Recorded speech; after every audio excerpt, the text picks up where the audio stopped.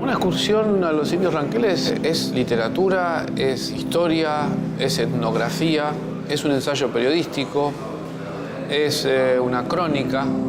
Surgió como un relato publicado en periódico, luego pasó a ser un libro y durante estos 100 y pico de años de trayectoria ha sido leído y disfrutado, estudiado y analizado desde estas distintas perspectivas, ¿no? Como los etnógrafos un poco para ver cómo vivían los ranqueles en esa época, los que aprecian el ensayo periodístico y la crónica detallada como uno de los ejemplos de la crónica del nacimiento de la crónica argentina en el siglo XIX, los historiadores para comprender cómo se pensaba la relación entre los pueblos originarios de La Pampa y el naciente Estado Nacional argentino en sus orígenes. Así que es todo eso, y allí radica la fuerza del texto y los diversos usos. Yo recuerdo que nosotros lo leíamos en la escuela primaria como libro de texto, con lo cual teníamos una aproximación a un mundo que ha sido históricamente negado, ¿no?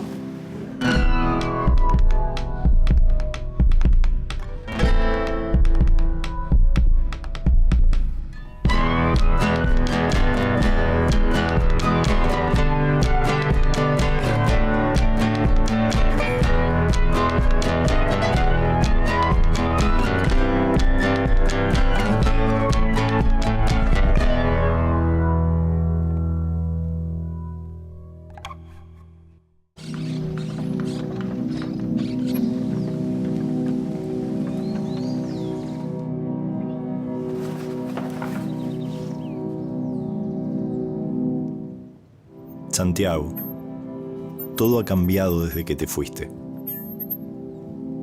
Miles y miles de leguas cuadradas se han conquistado.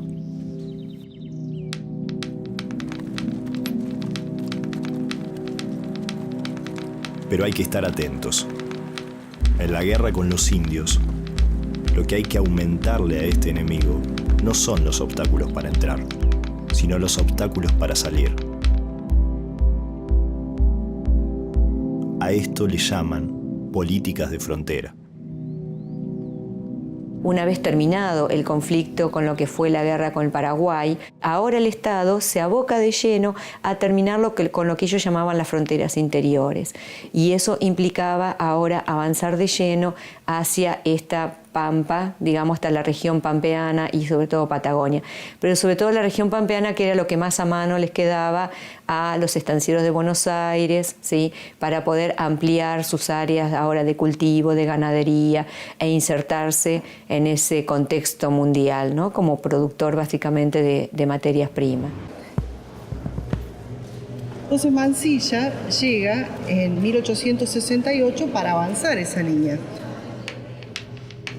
La élite terrateniente veía como absoluta necesidad ocupar tierras que debían ser incorporadas a la producción agroganadera, sobre todo a partir del buque frigorífico, y a partir de las mejoras en los modos del sembradío, tierras que antes eran relativamente improductivas en esos términos, pasan a ser valiosas. La perspectiva de la élite terrateniente es que ese territorio está vacío, que está desperdiciado.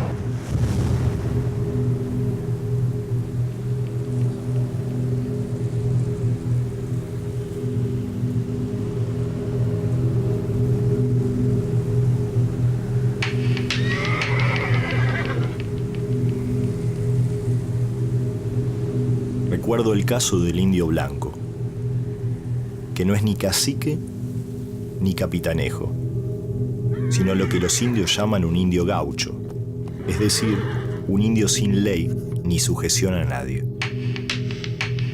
La lucha en la frontera era cotidiana. Toda la fuerza de este indio, temido como ninguno en las fronteras de Córdoba y de San Luis, se componía en la época en la que voy a referirme de unos 8 o 10 compañeros de averías. Blanco tenía un prestigio terrible.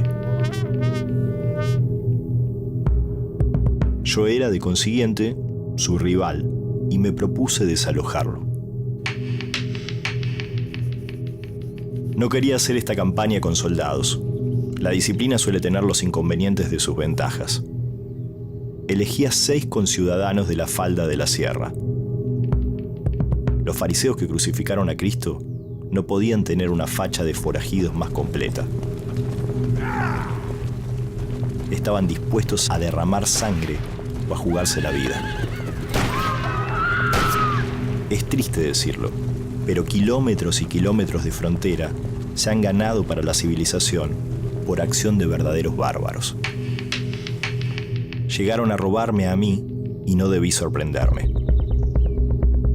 ¿Qué motivaba a estos animales?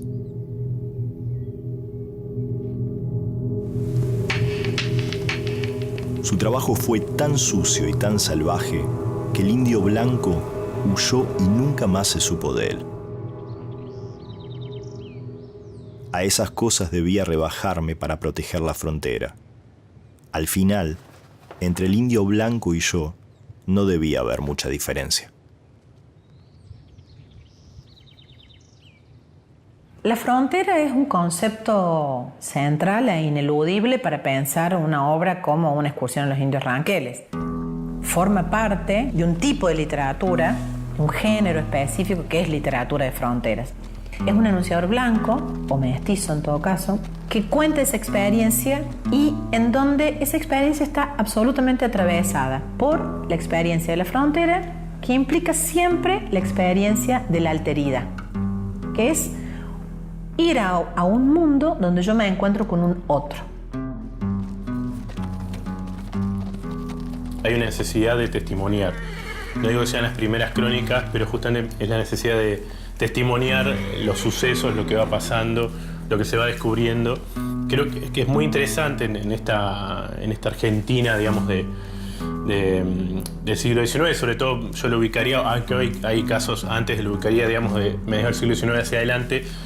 Hay una gran preocupación por la estética, ¿no? Digamos, la mayoría de ellos son grandes escritores.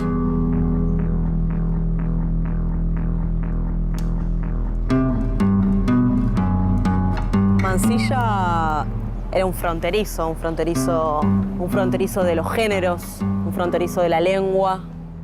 Pasó la historia como un literato heterodoxo, pero tenía más de militar rebelde de los ejércitos impulsivos e incipientes del siglo XIX. Mansilla, diríamos hoy, rompe el cerco mediático, ¿no? Mansilla rompe el cerco porque no había un registro humano sobre los pueblos originarios. Él era el enemigo, ¿no? Era la barbarie, el desorden, la muerte, el robo, la rapiña. Todo eso Mansilla lo relata de otro modo. En nuestra educación formal, los pueblos originarios están ausentes. La Argentina es un espacio vacío que se va llenando con inmigrantes. Y Mansilla es la mejor muestra, ¿no? Su relato es la mejor muestra de cuán rico, diverso y profundo era ese mundo originario en esa época. Rosas pidió otra reunión en su enramada. Yo quería llegar hasta las tierras de Baigorrita y andábamos necesitando la paz. Si vamos a estar en paz, ¿por qué tenemos que irnos tan lejos? Cacique, para garantizar la seguridad de la frontera y el buen resultado del tratado necesitamos que por lo menos haya 15 leguas de desierto entre punto y punto de la línea. La tierra es nuestra.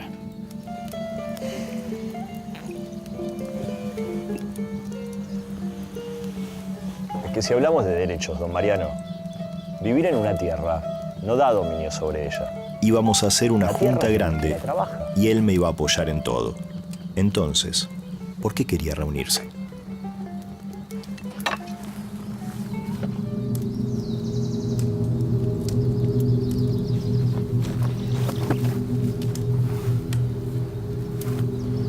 Mire. Ustedes quieren hacer el tren. ¡Nos quieren echar! Le voy a ser sincero. Mansilla no omite que existió esa escena, no omite que en esa escena los archivos de la civilización están del lado de los indios y no de su lado. Es decir, que está mostrando muy claramente que todo aquello que se le atribuye en general a la idea de civilización está en la toldería, es decir, un archivo público, los diarios, la lectura, la información, un cierto tipo de saber, que es el saber letrado, y que del lado del enviado de la civilización está la mentira. Porque Mansilla deja testimonio eso sabiendo que él, cuando dice yo no sé dónde va a pasar el ferrocarril, está mintiendo.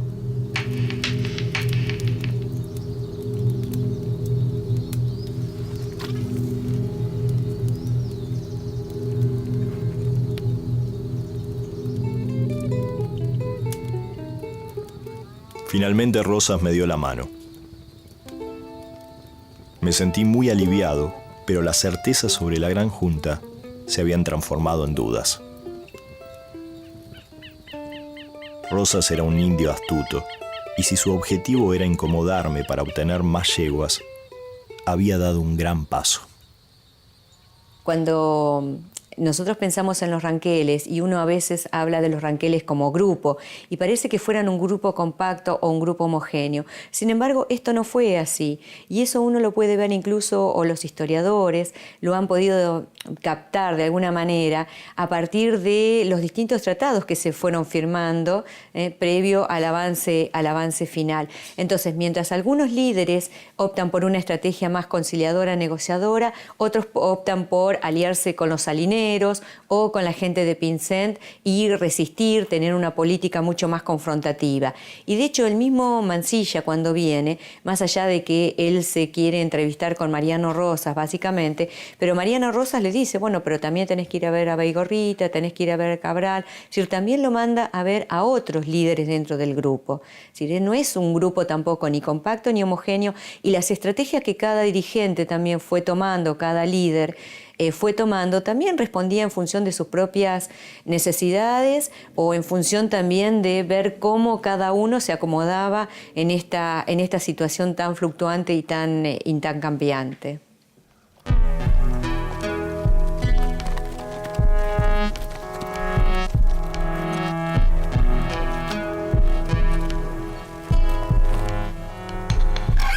Finalmente, con la autorización de Rosas, salí para las tierras de Baigorrita, un cacique con el que debía estar en buenos términos si quería firmar el tratado.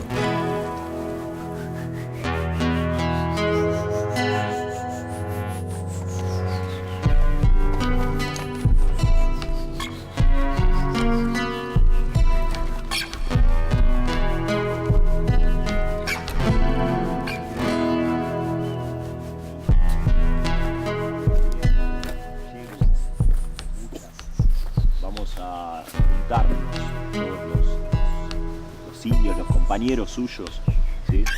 Mariano Rosas. Mariano Rosas, sí, lo conoce. El toldo de Baigorrita no tenía nada en particular. Era más chico que el de Mariano Rosas y estaba desmantelado.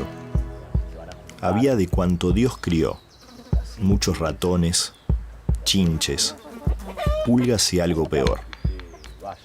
A cada rato sorprendía yo en mi ropa algún animalito imprudente que, hambriento, buscaba sangre que chupar. Para un soldado, esto no es novedad. Los tomaba y con todo disimulo los pulverizaba. El cacique Pumer, ¿sí? Van a estar todos. Baigorrita era otro de los caciques ranqueles, junto a Mariano Rosas y al cacique Ramón Platero. Estaba, digamos, en la misma categoría que el cacique Ramón. El más importante era Mariano y en orden de importancia le seguían él y Ramón. Baigorrita toma su nombre de un gaucho que había estado tierra adentro cuando él nació y que fue su padrino de bautismo. Entonces le había dado el nombre que era Manuel Baigorria. Lucio lo va a visitar 4 días antes de la junta, a sus tolderías en los montes de Quenque. Cuando llega, a diferencia de lo que encuentra en la toldería de Ramón, que era, digamos, característica por su limpieza y su aseo, encuentra que las tolderías de Baigorrita son bastante más sucias, digamos. Tuvimos una conferencia larga y pesada. No pudo entender. Sus oídos no habían jamás escuchado un lenguaje tan culto como el mío. Y aun cuando me esforzaba siempre en expresarme con toda sencillez, Baigorrita no entendía jota. Avergonzado y turbado de su imbecilidad, sudaba la gota gorda. Su cara y su pelo transpiraban como si estuviera en un baño ruso, despidiendo un olor grasiento peculiar que volteaba. Cuando su confusión llegó hasta el punto de sellarle los labios, cayó en una especie de furor concentrado. ¿Qué le parece? Basta, yo no sirvo.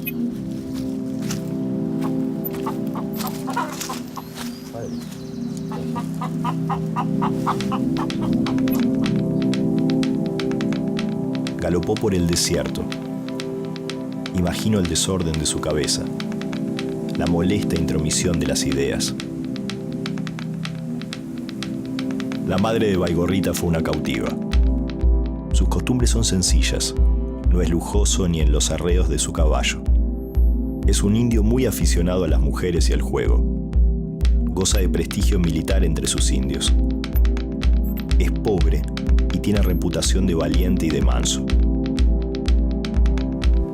No era un hombre habituado a pensar en abstracto.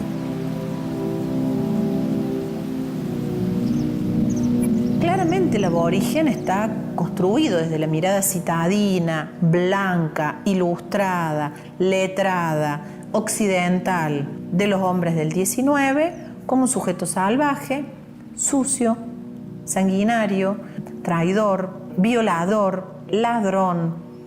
Es la no cultura. Si bien Mansilla no va a dejar nunca de ver a los indios como parte de la barbarie, la cohabitación con ellos, esta incursión por su espacio, esta convivencia, este escucharlos, este reflexionar, este descubrir que ellos tienen una organización política, tienen pautas culturales y que en muchos casos esas pautas culturales, por ejemplo en el campo político, no son muy diferentes a las de la civilización blanca. Incluso en varios momentos Mansilla lo que hace es poner en interdicción estos dos términos como una aparente oposición y confrontación. Obviamente que hay una discusión con ese discurso social en general, pero hay una discusión en particular con Sarmiento.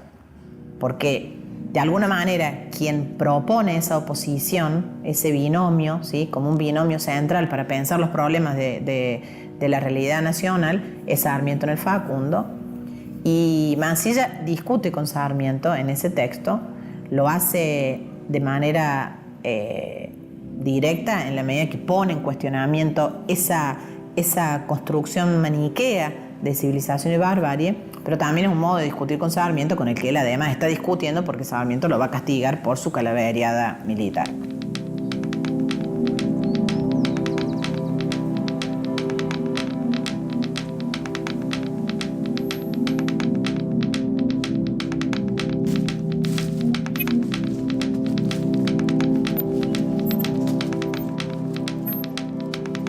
Cuando volvió, me ofreció ser su compadre, lo que me dio a entender que aceptaba mi trato. Santiago, tengo que decirte la verdad. En ese preciso abrazo ganamos miles de metros de frontera.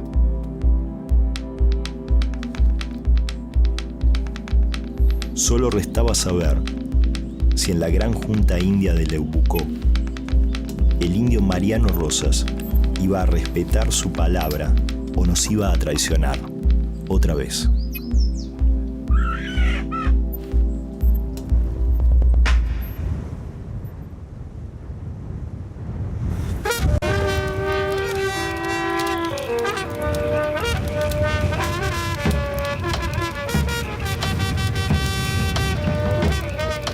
Suerte en el casino, nunca estoy tranquila. Hay gente organizada, tropa lumpenquila. Perdona la iglesia, el gusano del tequila. Me encuentro con un lobo cada vez que hay esquila. Lo ves, esto es Araé, B-boyer de la calle dando killer al ballet. Bájalo de internet, que muera la compañía y que viva la planta de coca y el fernet. Esa gente ama el dinero, Perú apunta a la tierra, el corazón del cocalero. Un graffiti guerrillero, el DJ dispara scratch en la nación del montonero.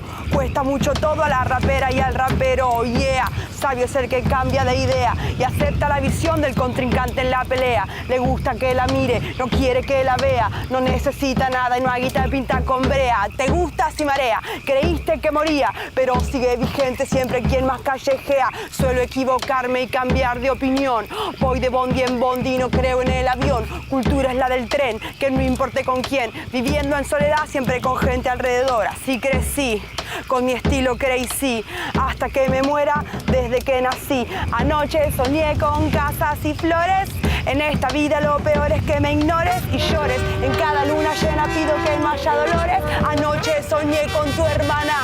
Hay amor en el ambiente, pero tu piel es demasiado y yo soy muy transparente. Ramiro J en el beat, como siempre me gusta cuando se espera algo. Una guerra en Medio Oriente, la gente está presente y cansada, militarizada, dando batalla con el cuerpo aquel eterno presidente. Impaciente, el cambio mundial es urgente, el conflicto climático está dentro de tu mente inconsciente. Yo fui la reina del reviente, pero ya somos grandes y pasamos simple de repente. Hicieron la campaña en el desierto, mapuches, ranqueles, tehuelches, hay 14.000 muertos. Ancestrales el acierto, las almas y el espíritu en el aire no se ven pero son ciertos. No era así, lo que tenía que venir. No era así, lo que tenía que venir. Sangre de colonia, Pampa, Cuyo, Patagonia. Se habla de raza, ¿qué raza? La raza que quedó, la raza a la que se le metieron por la sangre, la raza que mataron. Algunos los trajeron, a otros los llevaron. La historia del colono es la verdad que se inventaron. ¿Qué pueblos resistieron? ¿Qué suelos invadieron? Cambiaron el destino el año en que desembarcaron. El grito suena bien emergiente de la cueva. Vamos hacia el infierno, infierno.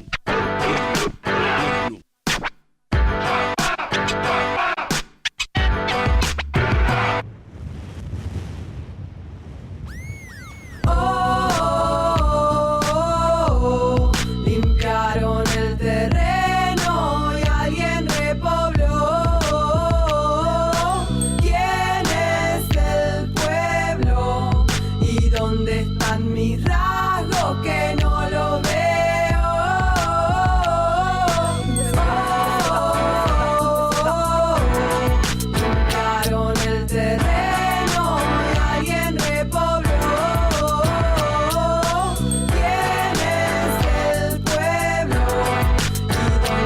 están mis rasgos que no lo veo. Y se va, y se va, y se va, y se va.